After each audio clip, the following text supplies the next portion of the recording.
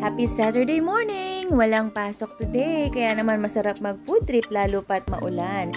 Kaya naman, itong magagandang mais ni Suki, binili ko na yan. 50 pesos lang yan. Pero alam nyo ba, matagal na akong naghahanap ng malauhog na klase ng mais. Wala na akong makita. Ewan ko ba, dito lang ba?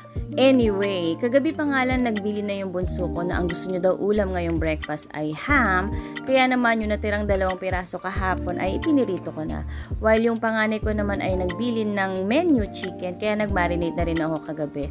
At yan namang leftover naming bahaw, ipa-fried rice ko na lang yan. At lalagyan ko yan ng fan chow rice mix. Oy, UFC, baka naman. Pero nagsaing pa rin ako kasi minsan naghahanap yung mga bata ng plain rice, kaya ready na rin siya. At eto na nga ang pinag-aagawang mais Sharon pag may handaan, ang pambansang lumpiang Shanghai.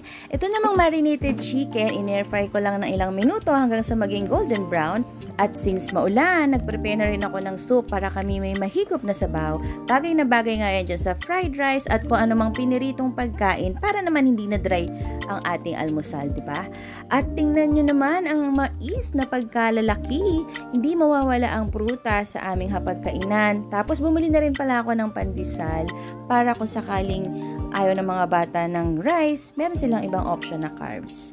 O siya, enjoy your weekend!